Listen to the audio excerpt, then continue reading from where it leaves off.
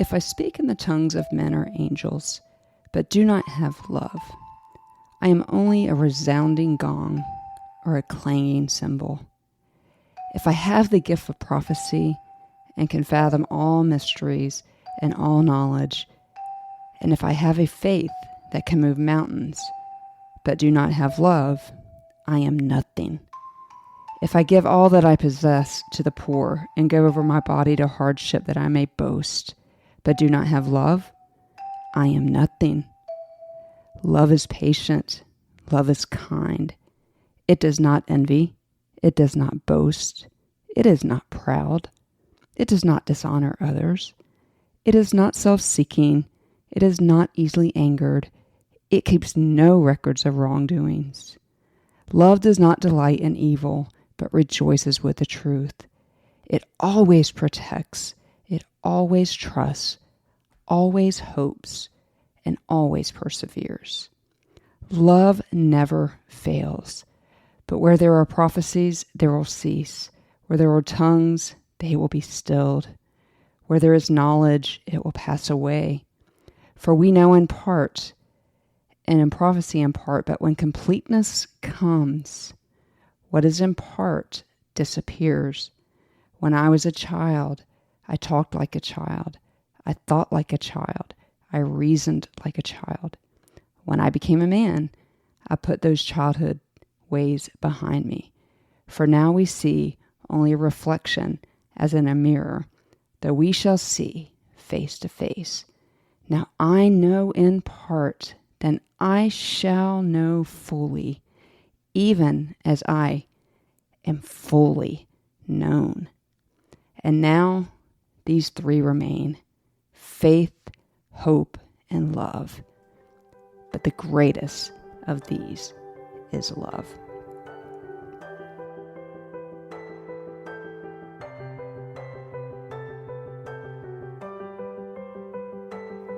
Hey everybody, and welcome to the Wednesdays with Watson podcast. Whether you are listening for the first time or you're a regular listener, thank you. Can you guys do me a favor? If you're not following or subscribed to the podcast, do that wherever you're listening. This act of kindness helps the show grow and ensures you always have access to the latest episodes. Today's episode is a solo episode. It is Wednesday, February the 14th. Happy Valentine's Day. Today, we will talk about love, what it is, and what perfect love is. Since we have quite a few new listeners, I will begin sharing parts of my story in upcoming episodes, and this is one of them. But before we jump into today's episode, let me just say that it's going to be scandalous to some of you guys. It is inexplicable to even me, except for Jesus. And so let's jump in to today's episode. 1 John 4:18 tells us that perfect love casts out fear. The Greek for perfect here is translated as complete in English, and love here is agape love. Of course, we know that there are different types of love: agape love, philos love, and the kind of romantic love that we know.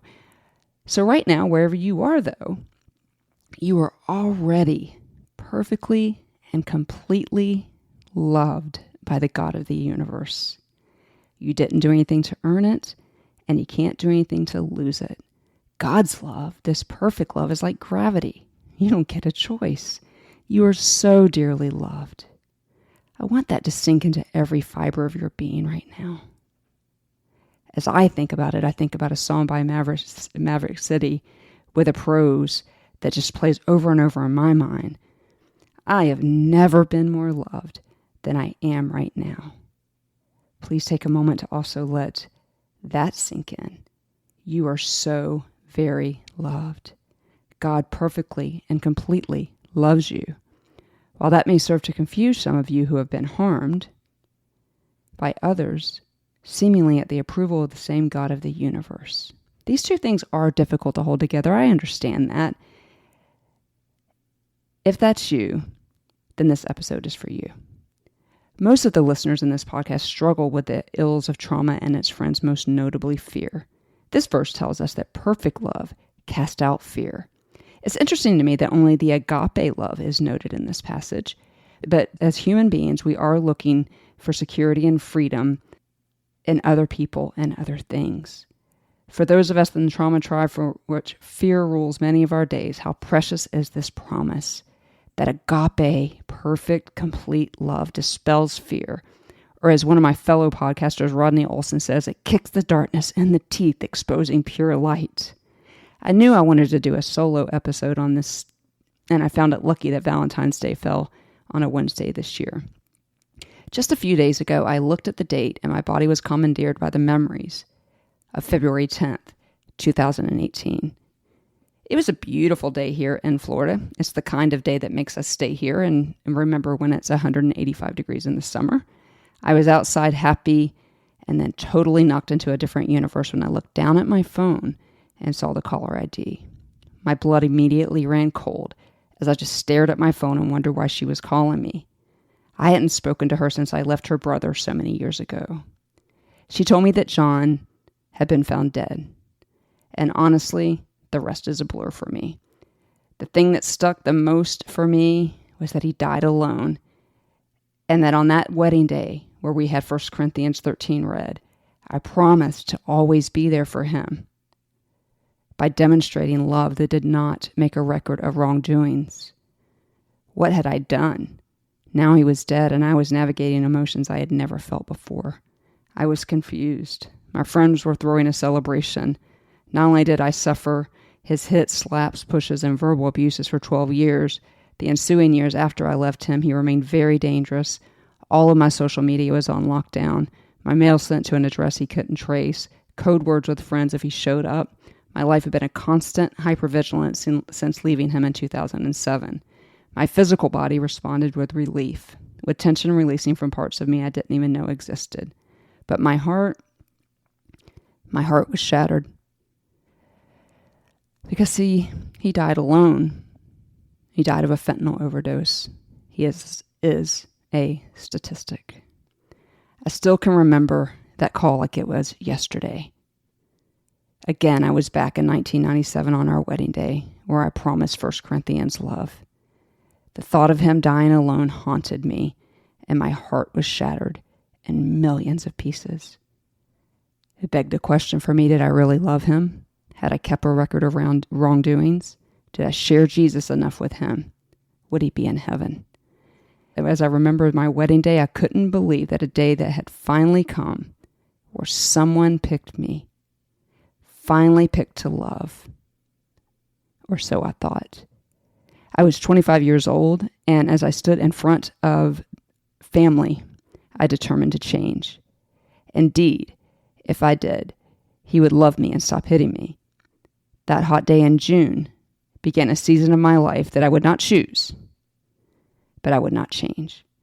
In the ensuing years, all 12 of them, life got dark for me. I soon learned I was not going to earn John's love, and nothing I could do was going to make him stop hitting me. But I loved him, I knew that.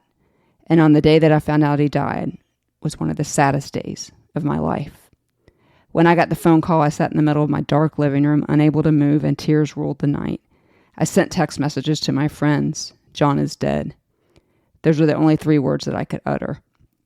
As I thought about each of those 12 years we spent together, the good memories seemed to overtake the bad memories. And while I was sad in my deepest parts, I never intended on returning to that marriage. But I did have hope that he would find grace in Jesus, the ultimate picture of love, the perfect kind of love, the love that was available for me on that day as my pain reached the deepest parts of me. I was confused. Shouldn't I be happy? The resounding answer to that is no. I realized that God had gifted me with the understanding that non-agape love, like philos love or the erotic love that we see in romantic love, should look like 1 Corinthians 13, and I remained committed to that. When I was in college, a friend of mine asked me to give her one word for love. My answer to her was final. I do not believe that if you love with 1 Corinthians 13 love, you love regardless of how the person has treated you, and especially if they have harmed you. The commitment to this permanent love for him confused me and even enraged people around me who love me, because all they saw was the monster. And I get that, because that's all they showed them. They were the ones picking up pieces from domestic violence as it played out through hospitalizations and horrific PTSD symptoms. But in my heart, I had forgiven him. And that is a story too long to tell here, but I will link that in the show notes. All I knew is that on that day, February 10th, 2018, I felt like I went from a divorcee to a widow. That is how committed I remained to that day, June 28th, 1997, when he and I stood in front of God and our family and friends and promised 1 Corinthians 13 kind of love. But this man hurt me here at the deepest parts of me, much of which produced health issues that I still deal with today. And every time one of those reminders comes up, I'm reminded of the grace that God gave me to love him anyway. Doesn't make me a good person. I want to read that again. The grace that God gave me to love him anyway. Because you see, I am just as confused as my friends with my solid commitment and love to John Watson, who is no longer on this planet.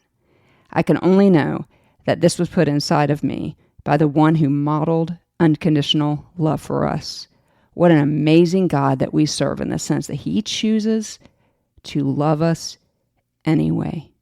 I could not be more grateful. Not only does he choose to love us anyway, but he chose to come to earth. He chose to give his life to remove the barrier between us and the Father. He tore the veil. He chose to love us with perfectly completed agape love. And this is just as mind-blowing to me as my continued love for John Watson is to you. You see, love will change a person. Love and bitterness will clash in the ring, and we get to choose which of those will win that fight. It may mean we have to stay in the ring for more rounds than we feel that we're capable of. But if I had one word for anyone listening to this that has been harmed, it would be this. If you still feel love for them, it's not only okay, but it is in fact the definition of 1 Corinthians 13 love.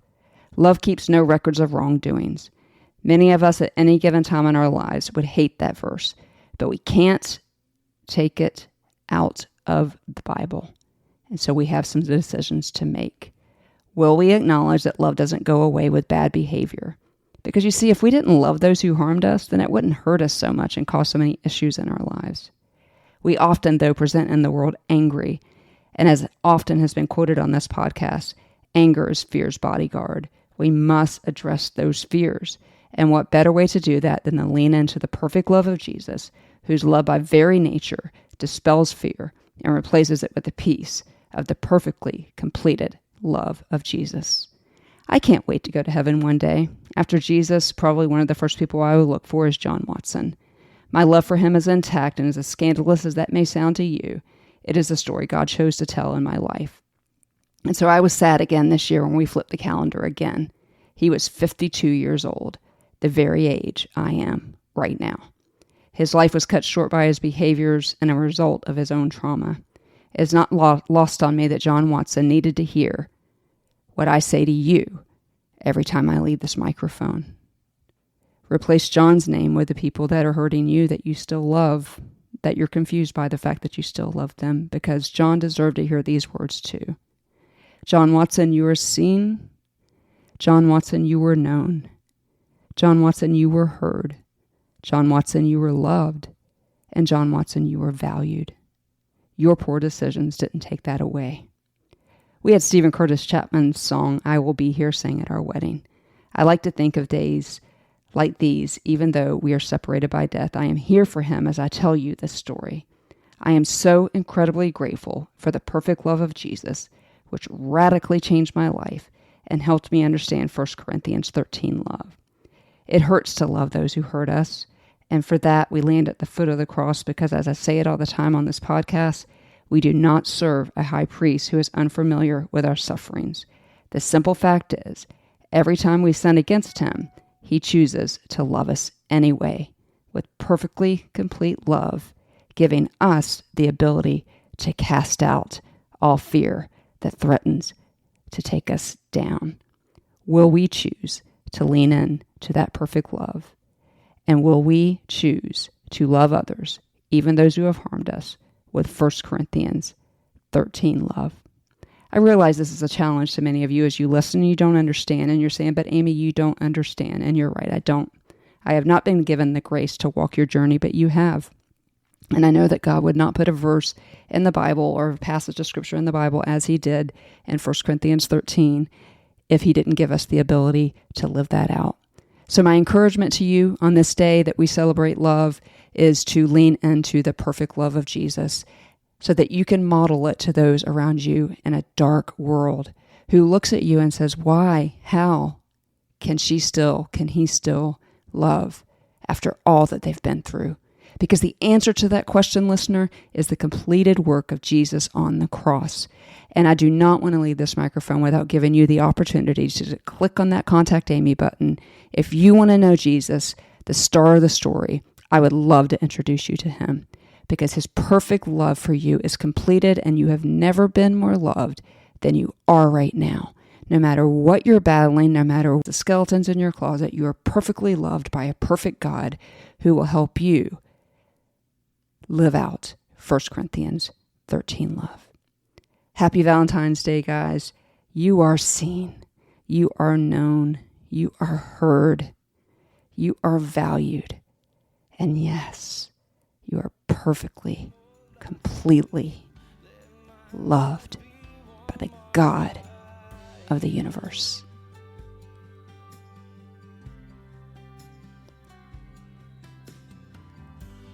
Hey guys, I hope that you enjoyed that deeply personal episode. We will be back here in 2 weeks as we continue our series on faith and trauma. Thank you for listening. And again, if you have not followed or subscribed to the podcast, we would love it if you would do that today.